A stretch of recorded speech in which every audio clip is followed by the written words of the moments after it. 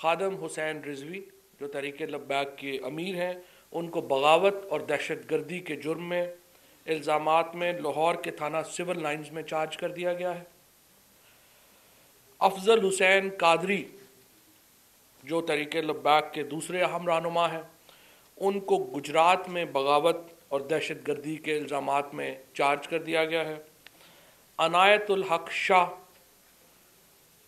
इनको थाना रवात ज़िला रावलपिंडी में बगावत और एंटी टेररिज्म लॉज के तहत चार्ज कर दिया गया है। 3000 से ऊपर लोग हैं, तो इनमें से बहुत बड़ी तादाद ऐसी है जो सिर्फ तमाशा देखने इकट्ठे हो गए थे। कुछ लोग थे जो सरगर्म नहीं थे, उनके बारे में ये अहकाम दिए जा रहे हैं कि उनको भारी श्योरिटीज़ के एवज़ उनको जो है वो रिहा कर दिया जाए और उनसे सर्टिफिकेट्स लिए जाएंगे कि वो आइंदा इस किस्म की किसी सरगर्मी में का हिस्सा नहीं बनेंगे। Hello and welcome back to ज़रा हट के। हेलो एंड वेलकम टू ज़रा हट के। आई एम सॉरी, बैक इसलिए कहा कि फवाद चौधरी साहब कल थे, वापस आ गए। आज कॉलिंग डे था, लेकिन एक बड़ी ख़बर ये आई कि रियासत ने बिल आखिर फ़ैसला किया कि तहरीक लब्बैक के ख़िलाफ़ वो एक्शन ले। और आज जैसे अभी फवाद चौधरी साहब का आपने बयान सुना कि उन्होंने मुकदमा दर्ज किए, इस पर बड़ी बहस हो रही है कि बगावत का मुकदमा कैसे दर्ज हो सकता है। और ये ज़ाहिर है ज़्यादातर लोगों का ख्याल ये है कि बगावत जो है वो आर्टिकल 6 के तहत मुकदमा दायर होता है, जो कि रियासत, जो कि ट्रीज़न जिसे हम कहते हैं। थोड़ी सी इसमें वजाहत दरकार है, जो मैंने भी बात की मिनिस्टर साहब से, तो ये मुकदमा जो है वो सेडिशन के ज़ुमरे में आता है, यानी कि आपने होती उर्दू में उसे बगावत ही कहते हैं, मगर ये section 124 of criminal procedure code यानी CPC जो पाकिस्तान का लॉ है उसके तहत होता है।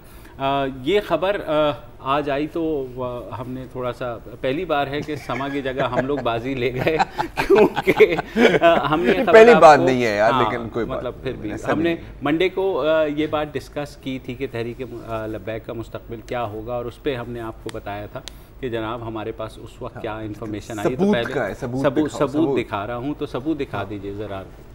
सवाल सारे ये उठा रहे हैं कि जिस बुनियाद पर क्रैकडाउन किया गया था, जिस बारे में फवाद चौधरी ने भी ट्वीट की थी और उन्होंने कहा था कि ये 25 को इन्होंने एक धरना रखा था और वो फैज़ाबाद तर्ज का, लिहाजा उसी को काउंटर करने के लिए ये लोग नहीं मान रहे थे, तो हमें मजबूरन ये कदम लेना पड़ा। मगर बैकग्राउंड में क्या हो रहा है, ख़ासे प्रोग्राम्स भी आज मैंने देखे, 1 2 3 प्रोग्राम्स, जिसमें यही बात हो रही थी कि क्या होगा इनका गोइंग फॉरवर्ड।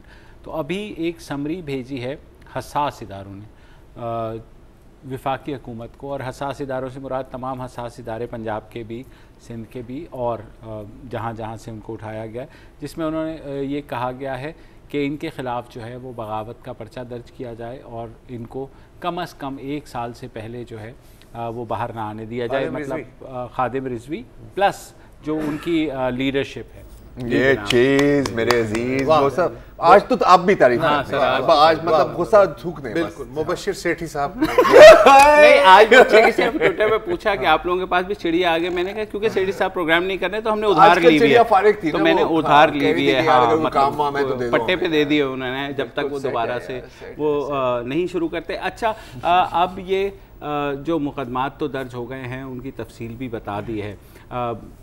गुज़िश्ता साल नवंबर से ये सिलसिला शुरू हुआ था और इस साल नवंबर में ख़त्म हो गया है। क्या वाकई ख़त्म हो गया है, इस बारे में भी हमने बात की कि जनाब लीडरशिप तो हो गई है, तो अब आगे का क्या प्लान है। मतलब अगर अब आसिया बीबी का रिव्यू का फ़ैसला अभी आना है या ऐसे कोई दूसरे मौक़े आते हैं, तो उनका ये ख्याल है कि लीडरशिप के साथ साथ अब जो है जो कारकुनान हैं उनके ऊपर भी काम होगा। एक छोटी सी मुझे एप्रीहेंशन कह लें या दुख कह लें ज़ाती तौर पर यह है कि जब फैज़ाबाद का सरेंडर डॉक्यूमेंट हुआ था, तो तब एक इलेक्टेड पार्लियामेंट और प्राइम मिनिस्टर को जो है क्या क्या नहीं कहा गया, जजेस को भी क्या क्या नहीं कहा गया। उस वक्त उसी वक्त ये एक्शन होना चाहिए। नहीं, उस वक्त एक बड़े मकसद की खातिर एक्शन नहीं हुआ। हाँ, यही मैं कहने चाह रहा था। और अभी जो दूसरा मुआहदा भी हुआ उस पर हमने भी तनकीद की। वो तनकीद जो है वो इसीलिए थी कि रियासत को अपनी जो रिट है वो बहरहाल कायम रखनी पड़ती है, मगर क्योंकि इस दफ़ा उन्होंने थोड़ा सा फ़ौज के बारे में भी एक बात की तो अगर एक्शन हुआ। और जहाँ तक जजेस की बात है, बिल्कुल पहले जो उन्होंने कहा था वो कंटेम्पचुअस थी, डेथ थ्रेट नहीं थी। हाँ, हालांकि ये मैं मानता हूँ कि उस वक्त भी कंटेम्प्ट थी ये तो लेकिन ये है कि तमाम इदारों का एहतराम लाजिम होता है, चाहे वो पार्लियामान हो, चाहे वज़ीर आज़म हो, किसी को भी जो भी रियासती इदारा है या उसका सरबराह है उसके खिलाफ बात करना जो है इस तरीके से कि उसको इक्वली रिस्पेक्टेबल। तो मैं सिर्फ ये इन्होंने फवाद चौधरी साहब ने ये भी कहा है कि जी 50 बिलियन की अमलाक का नुकसान हुआ, यानी 5 करोड़ का। यार ये किताबत की गलती है या वाकई इतना कम नुकसान हुआ है 3 दिन? सब ये तो अब तो वो हिसाब क्या लगाएंगे उसको वो करेंगे।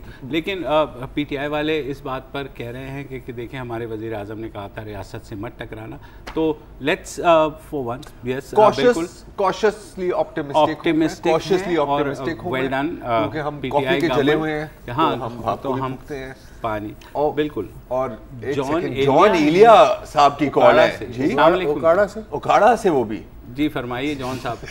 ये तो हम एक सेकंड सब रुक गए हैं जी। अस्सलाम वालेकुम जॉन साहब। वालेकुम सलाम मुर्शिद भाई, क्या हाल है? सर आपको हम बीच जुमले में हम रुक गए, हमने आपका नाम सुना, एहसन उर्फ जॉन हो गए आप। सर वो ऐसा है कि जी ताल मिलाने की कोशिश तो रोजाना ही की जाती है, जब भी प्रोग्राम होता है कोशिश भी होती है बात करने की। जी ठीक है, तो पिछले दिनों एक थोड़ा सा वाकया हुआ। आपका नाम क्या है? ओरिजिनल नाम भी बता देना मेरे भाई। मेरा नाम मोहम्मद अमीन है। हाँ वही ना, कल आए थे ना, कल ये आए थे मोहम्मद अमीन साहब, इसलिए मैंने उनकी आवाज़ नहीं तो जॉन एलिया क्यों? जॉन एलिया वो उन्होंने शेर सुनाना होगा तो उस सर वो ट्विटर पे मेरी आईडी यही है। ओह तो आपने जॉन, अच्छा चले आप सर, आपसे तो बात होती रहती है। जी कैसे हैं आप? बिल्कुल जी आज भी वो अंडे के मुतल्लिक शेर। सर मेरी आईडी व्लादिमीर पुतिन है। व्लादिमीर पुतिन फॉर यू 245 जी फरमाइए जी।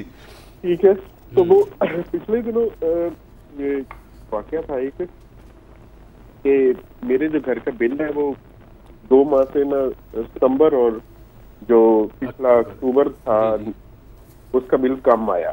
तो मुझे लगा कि ये जरूरत से ज्यादा कम बिल आ रहा है, पता नहीं क्या मसला है या कोई गलती है, आगे जाके कभी फाइन लग के आ जाए।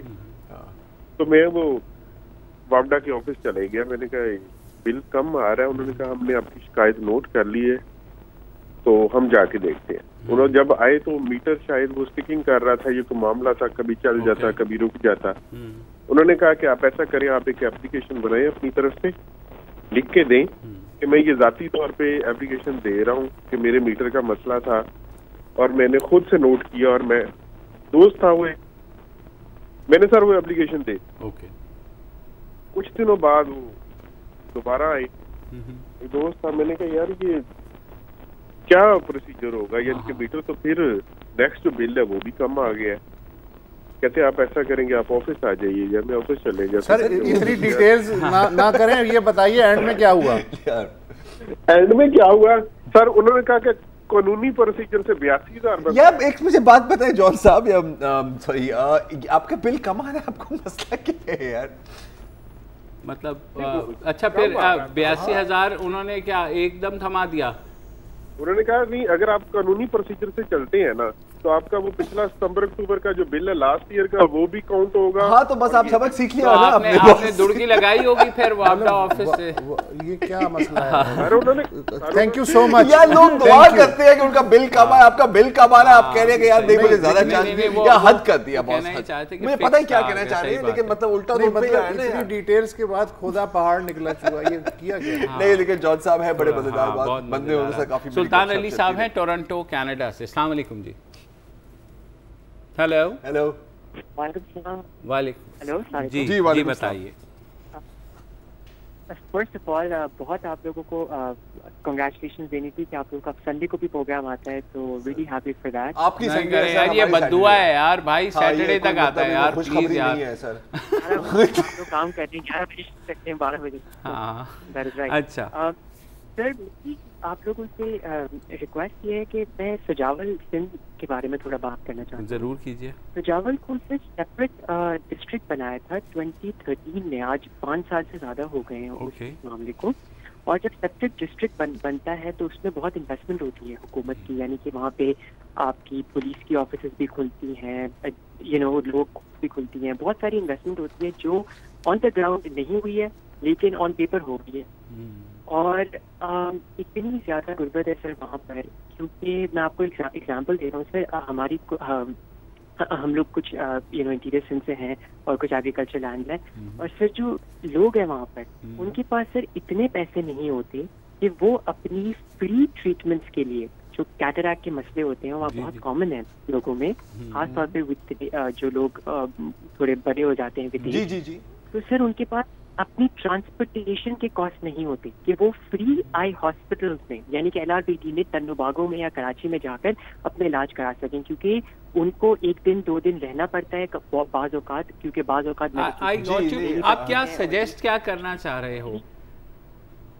सर मैं सजेस्ट ये करना चाह रहा हूँ कि इतनी गुर्बत है वहाँ पर कि हम उनको हेल्प करते हैं just with transportation cost, with medication cost to help them, but मैं ये सजेस्ट करना चाह रहा हूँ कि इंटीरियर सिंध में ये किस तरह है कि ऑन द ग्राउंड वहाँ पर कोई काम नहीं हो रहा, और ऑन पेपर आप देख रहे हैं कि अक्सर ऐसे ही होता है सर, इतना पैसा लग रहा है।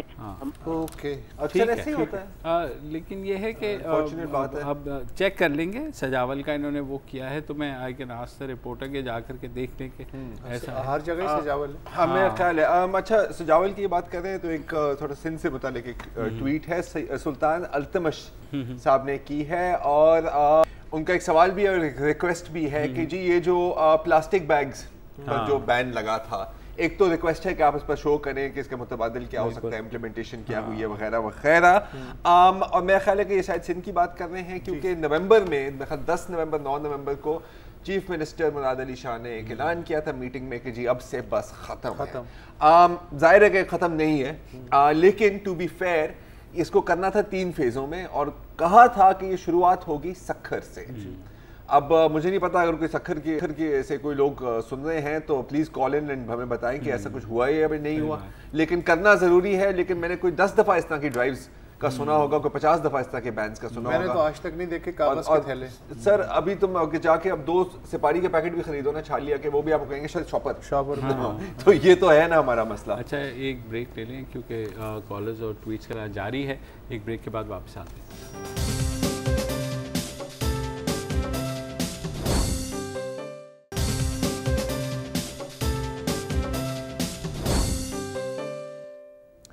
Welcome back. क्वेटा से हैं सोहेल खान एडवोकेट। जी जनाब। हेलो, अस्सलाम वालेकुम सोहेल साहब। जी भाई। जी sir, being a PTI supporter उसके बावजूद भी सर आप लोग का प्रोग्राम में बड़े शौक से देखता हूँ सर। बड़ी मेहरबानी। सर मैं ये कहना सर, एक इशू है सर जी, बीइंग एडवोकेट सर, मैं चाहता हूँ कि सर जो आप लोग कोई एक आध प्रोग्राम सर जो कोर्ट में जो करप्शन होती है सर, इसके बारे में जरूर कोई प्रोग्राम करें सर। जो आवाम लुट रहे होते हैं उस बारे में एक आध प्रोग्राम होना जरूरी है। तो आप खुद क्योंकि वकील हैं तो थोड़ा सा हमें बता दें, हमें भी पता है कि रीडर पैसे लेता है या केस लगाने के, और ये लोअर जुडिशरी की बात हो रही है और आप बहैसियत वकील जो है उसके ज़ाहिर ऑब्जर्व भी करते होंगे, तो आपको लगता है कि ख़त्म हो सकता है या हमारा केस ही नहीं लगेगा फिर? अगर सबसे बड़े तरीके क्या है करप्शन के कोर्ट्स में, थोड़ा हमें भी। जो जरा साहब ने एक सवाल किया था कि आपको शो में आएंगे, बिल्कुल सबसे पहले आप एक आध को एक्सपोज करेंगे, उसकी हिम्मत आप करेंगे, उसके बाद बिल्कुल मैं फिलहाल तो कुछ बता दीजिए। हाँ फिलहाल यही सर कि अगर कम से कम अगर मेरा बेल ऑर्डर होता है, गरीब आदमी का बेल ऑर्डर होता है, वो रिलीज उसने जब तक लेना होता है, PN से लेकर जो क्लर्क जो रिलीज बनाता है नीचे से ऊपर तक, जितना सिवाय जज के मैं नहीं बोल रहा, उनका नहीं कह रहा, जो जितने भी स्टाफ बैठे हैं नीचे से ऊपर तक, जब तक आप उनको दोगे नहीं, आपका रिलीज 2 दिन भी पड़ा रहेगा, 3 दिन भी पड़ा रहेगा। सही बात, ये ये रियलिटी है। बहुत चीजें हैं लेकिन हमें बेहतर बता सकते हैं, सैकड़ों बहुत है। फैसल अहमद साहब हैं आयरलैंड से, उनसे भी बात कर लेते हैं। अस्सलाम वालेकुम फैसल। वालेकुम सलाम। अल्लाह का शुक्र है, आपकी आवाज़ थोड़ी सी कम आ रही है मेरे भाई। जी जी, तो डायरेक्ट मोबाइल से कान में लगाया हूँ, बहुत साफ आना चाहिए मेरी आवाज़ तो। खैर जी, अब बहुत खासी साफ आ गई जी। एनीवे आप लोगों का प्रोग्राम बहुत ज़बरदस्त है, मैं जितनी भी तारीफ करूँ हमें। आप लोग अपनी अपनी पोजीशंस में, वसतुल्लाह साहब, दरार खोड़ो और आप तीनों जो है अपनी अपनी जगह पे बहुत मुस्तनद, और मैंने काफ़ी दफ़ा क्रॉस चेक करे आपके रिसर्च को, आपकी चीज़ों को, माशाल्लाह हमेशा ऑथेंटिक मिली। दुआ करते रहा करें कि ऐसे ही रहे। जी फरमाइए। एक मेरी शिकायत ये है कि मैं तकरीबन 6 मंथ से आपको कॉल करने में लगा हूँ, लेकिन अनफॉर्चुनेटली कभी भी सक्सेसफुल नहीं हो पाया। और मैं बहुत आपकी सारे ट्वीट को रिट्वीट भी करता हूँ, ट्विटर पे भी मैंने आपके बहुत सारे मैसेज किए, कभी भी कोई भी रिस्पॉन्स नहीं मिला। सर ऐसा तो नहीं, फैसल भाई ये ना करो यार। लेकिन आपके ट्विटर पे हैंडल क्या है, चलिए आप ये तो बताएं। किस नाम से? फैसल जई। चले इंशाल्लाह आइंदा हम नज़र में रखेंगे। और आपकी शिकायत भी आज दूर हो गई क्योंकि आपकी कॉल मिल गई, लेकिन thank you for all your feedback. एक जी फरमाइए। मेरा अबाउट असल में मेरा ताल्लुक बेसिकली कराची से है, लेकिन मैं तकरीबन 10 साल से अब्रॉड हूँ। लेकिन मुझे एक सवाल था इंक्रोचमेंट के लिए, से जो इंक्रोचमेंट ड्राइव चल रही है। मैं बहुत परेशान हूँ जिस तरह के लोग एक्सक्यूजेस दे रहे हैं इसको सपोर्ट करने के लिए।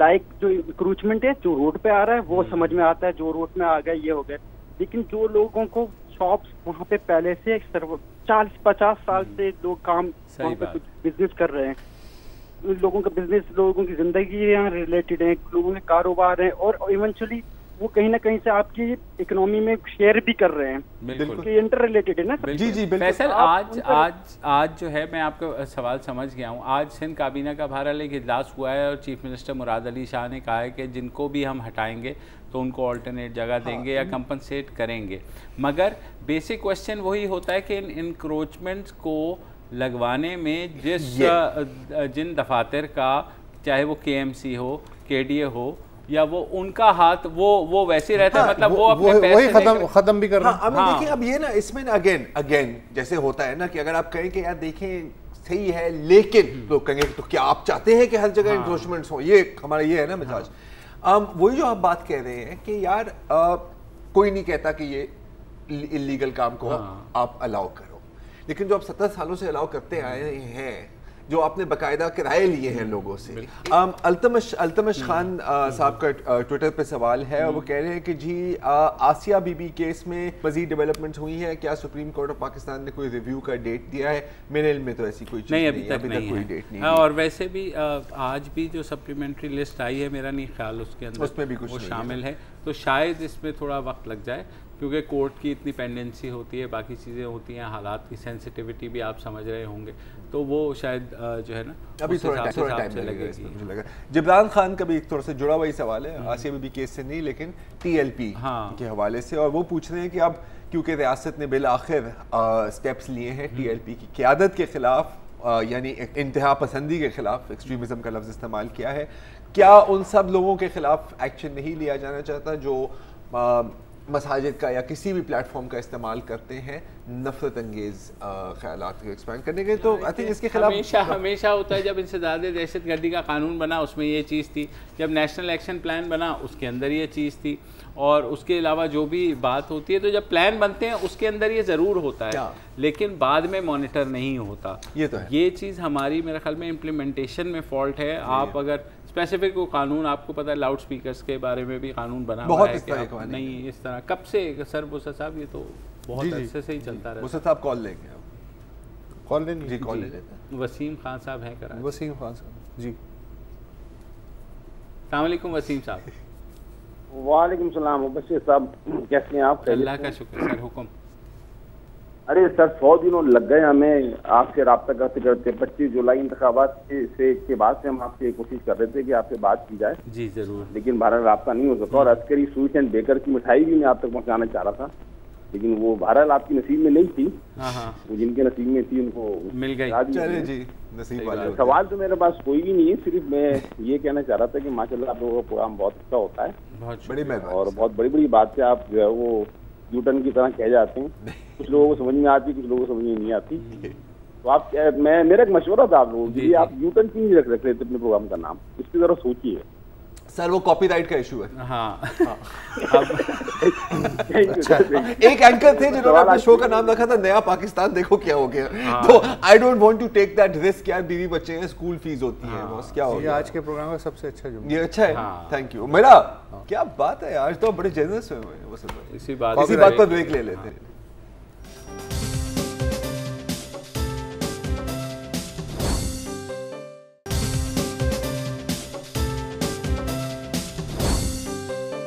वेलकम बैक जी, और मैं अगली कॉलर है Lubna Mohiuddin all the way from Dallas Texas. अस्सलाम वालेकुम जी। कि बस ये जो आजकल मेरे कानों में आवाजें आ रही थी कुछ टेक्नोक्रेट गवर्नमेंट की जी, तो मैं तो कोई पॉलिसी मेकर नहीं हूँ, कोई कानून साजी नहीं आती कुछ जाहिल सी हूँ। तो मेरे जहन में ये आया कि बजाय इसके कि हम पार्लियामेंट पे हमला करें, टेक्नोक्रेट्स को पार्लियामेंट में घुसाएं, हम उनको मिनिस्ट्रीज में क्यों नहीं घुसा देते? आपने कहाँ से सुनी ये खबर? ये खबर आपने लुबना कहाँ से सुनी? बस सुन रहे हैं ना, वो अपने ये जो सोशल मीडिया चलता है। नहीं जी, सोशल मीडिया पे तो ये भी कहते हैं कि मतलब ये इल्यूमिनाटी मुल्क दुनिया को चला रहे हैं, तो मतलब सोशल मीडिया को इतना नहीं, कोई बात ही चले यार, झूठ।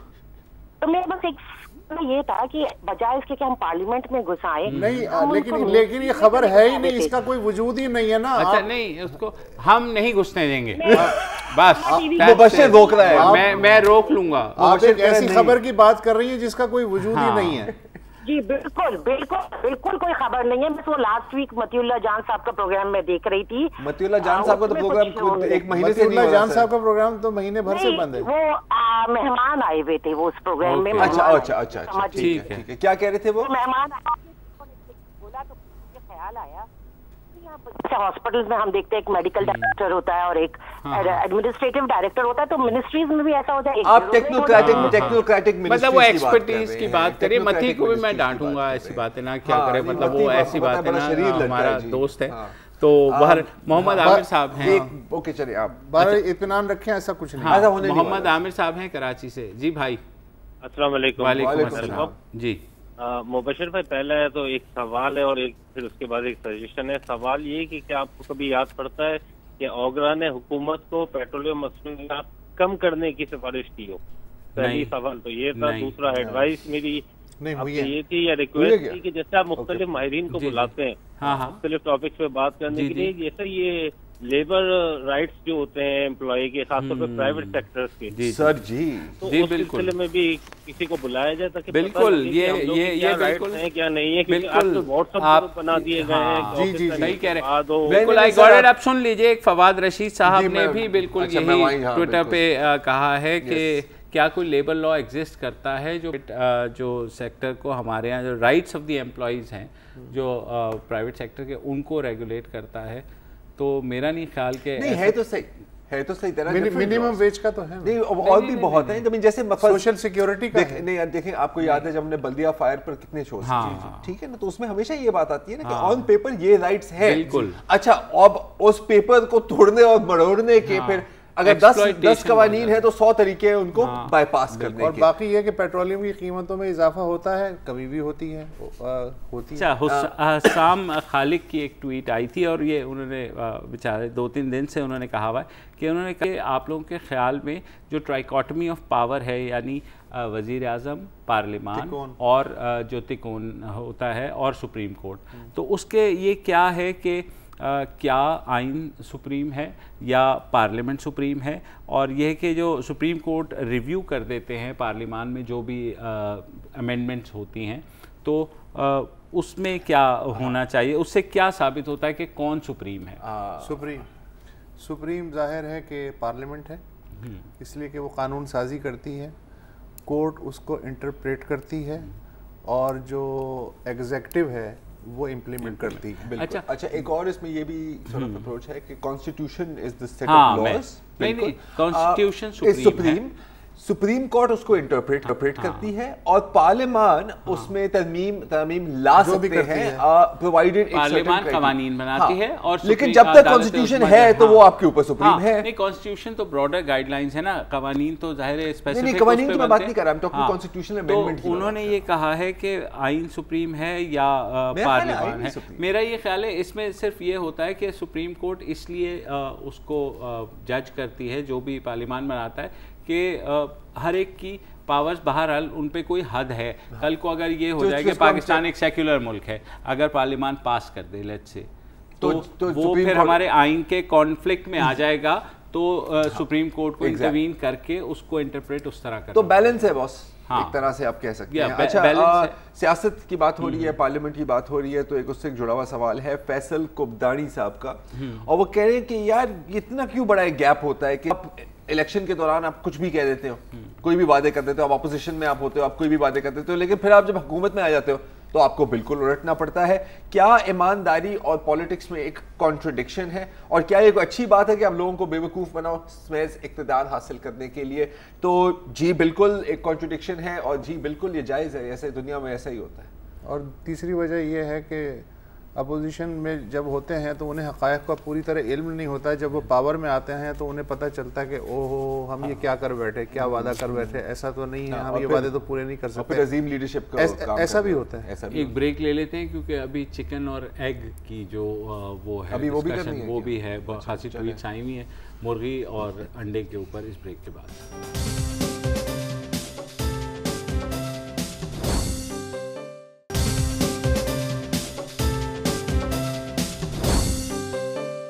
वेलकम बैक जी। और ब्रेक से पहले एक भाई साहब ने सवाल किया था कि क्या हमें याद है कि कभी भी ओगरा ने पेट्रोल प्राइसेस में कमी की समरी भेजी हो? तो हमने कहा था कि जी शायद ऐसा नहीं हुआ, आपने शायद कहा था कि हुआ है। शाजिया मरी साहिबा की का मैसेज आया है, and thank you for watching Shazia baby. वो कह रही है कि मार्च 2018 में ओगरा ने ऐसी एक समरी भेजी थी, नहीं 18 की 2018 लिखा। अच्छा ओके। एक समरी भेजी थी कि पेट्रोल प्राइसेस में कमी होनी चाहिए। ठीक है। अच्छा, एक अनीस चांडियो साहब की ट्वीट मैं पढ़ना चाहता हूँ। उन्होंने कहा है कि जो बहरिया टाउन कराची में जिन्होंने इन्वेस्ट किया है उन लोगों का मुस्तकबिल क्या है, क्योंकि ये मामला सुप्रीम कोर्ट में भी है और ये स्कैम की इसको शक्ल दी जा रही है, लेकिन अब डेवलपमेंट भी हो गई है। तो हमारी जो इन्वेस्टर्स मतलब उनकी जो और उन जैसे बहुत से लोग जिन्होंने इन्वेस्ट किया है, तो उनका क्या मुस्तकबिल है? मेरा ख्याल है कि उन्होंने कहा है कि जो थर्ड पार्टी इंटरेस्ट है इन्वेस्टर्स का प्रोटेक्ट किया उसको भी नहीं, उसको भी पेश नज़र रखा जाएगा। अच्छा, ऐसी बात हुई है। हाँ, चलिए नहीं, उन्होंने खासी एश्योरेंस कराई है चीफ जस्टिस साहब ने, क्योंकि एक बड़ा वो था कि ये क्या होगा। एक जोदत खान ने भी पूछा है कि वाई कांट, यानी क्या ये जो चिकन प्रोजेक्ट है उससे गुर्बत ख़त्म हो सकती है या नहीं हो सकती, उस पर आप अपना को पॉइंट ऑफ व्यू दे दें। तो जो आज इमरान खान साहब ने ट्वीट की है, जो उन्होंने बिल गेट्स वाली। अच्छा, बिल गेट्स का वो आर्टिकल कोट कर रहे हैं 2016 का। उसके बाद मैंने चेक भी किया कि क्या अफ्रीका में ऐसा हुआ, क्योंकि उन्होंने सब सहारन अफ्रीकन कंट्रीज़ के और ख़ुसूसन रवांडा और वहाँ पर उन्होंने कहा कि हाँ, तो दूसरी भी अफ्रीकन स्टेट्स को उन्होंने भेजा,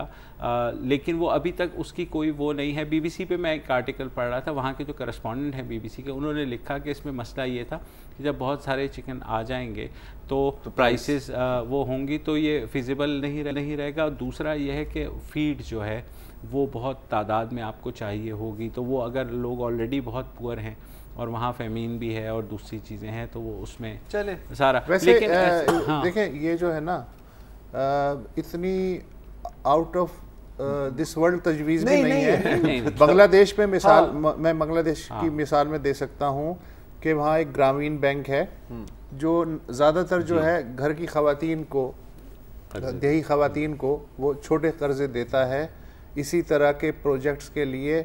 उसकी वजह यह है कि जो रेशो ऑफ रिटर्न है कर्जे का वो 90% से ज़्यादा है। ठीक है।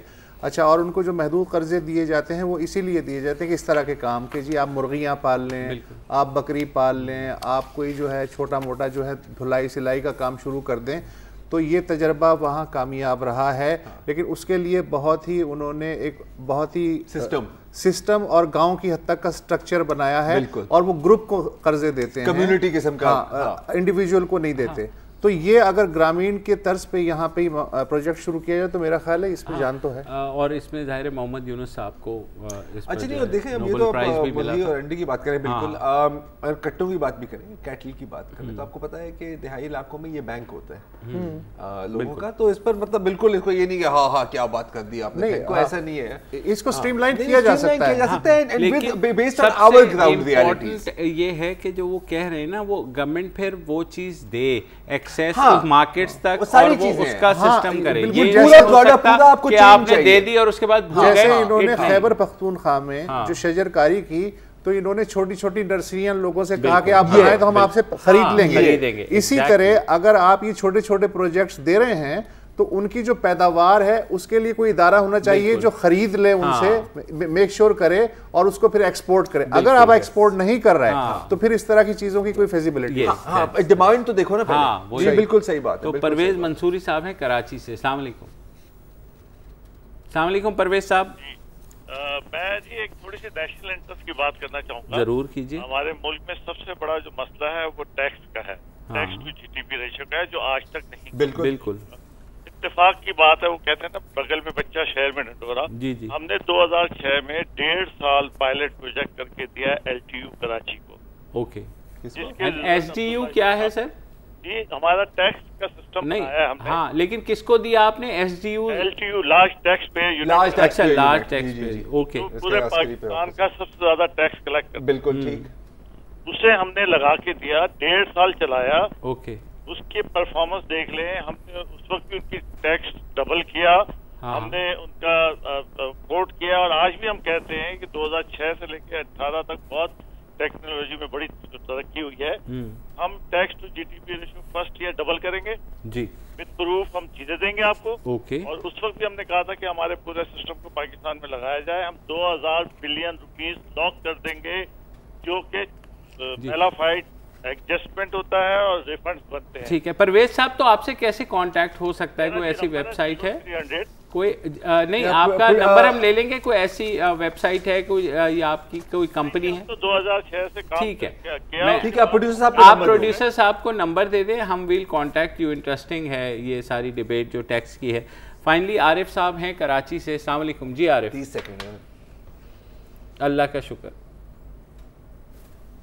तो ये आपसे अगर आप मुनासिब हो तो आप अपने प्रोग्राम का वक्त बढ़ाएं। हाँ। जैसे आपने एक दिन बढ़ाया, बहुत शुक्रिया। जी। दूसरा ये कि ये जो इतना पैनिक फैला हुआ शहर में, अभी जो है ना सिंध बिल्डिंग कंट्रोल अथॉरिटी ने एक 300 से ज्यादा सफात की वो फैला दी। पूरी व्हाट्सएप चल रही है।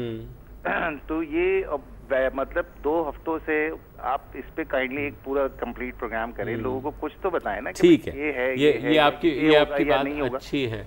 और मैं बिल्कुल इस पे हम प्रोग्राम करेंगे। ये जो सिंध की तरफ से आ रहा है कि सिंध बिल्डिंग कंट्रोल अथॉरिटी ने कहा है कि जनाब रेजिडेंशियल एरिया में जो कमर्शियल एक्टिविटी हो रही है उसको हम ख़त्म करेंगे। स्कूल्स भी हैं और दूसरी जो शॉप्स भी हैं, सारा कुछ है। इस्लामाबाद में ये चीज़ इम्प्लीमेंट हुई है स्कूल्स की हद तक, लेकिन वहाँ पर भी रेजिडेंशियल एरिया में कमर्शियल जो है, पेशावर मोड़ में बहुत से ऐसे मकानात हैं जिसमें कमर्शियल एक्टिविटी अभी भी हो रही है। तो बहरहाल ये एक मौजू है जो हम अगले हफ्ते ज़रूर इस पे बात करेंगे। फ़िलहाल इस हफ्ते के लिए इतना ही। इजाज़त दीजिए, मंडे को दोबारा हाजिर होंगे। खुदा हाफ़िज़।